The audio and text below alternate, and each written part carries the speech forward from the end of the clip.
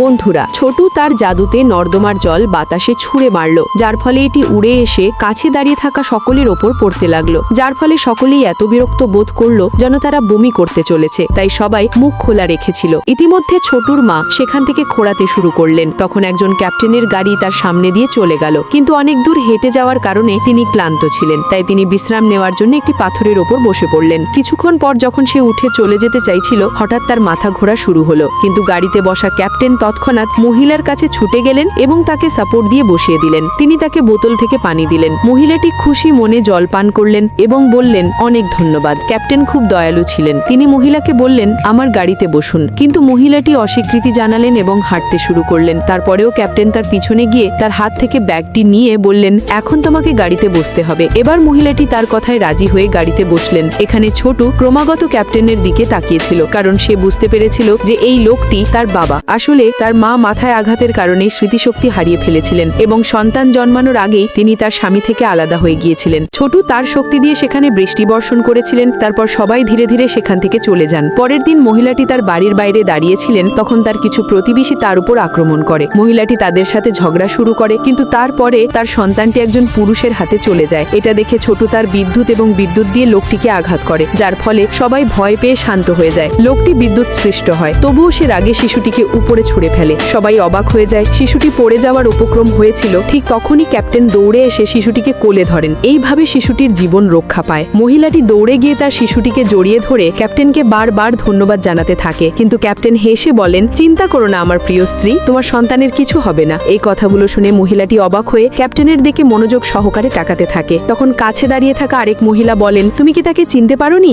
এই তো সে, তোমার স্বামী আছে। কিন্তু মহিলাটি এখনো কিছু মনে করতে পারেননি। যদি তুমি এই ভিডিওটি পছন্দ করো, তাহলে চ্যানেলটি সাবস্ক্রাইব করো।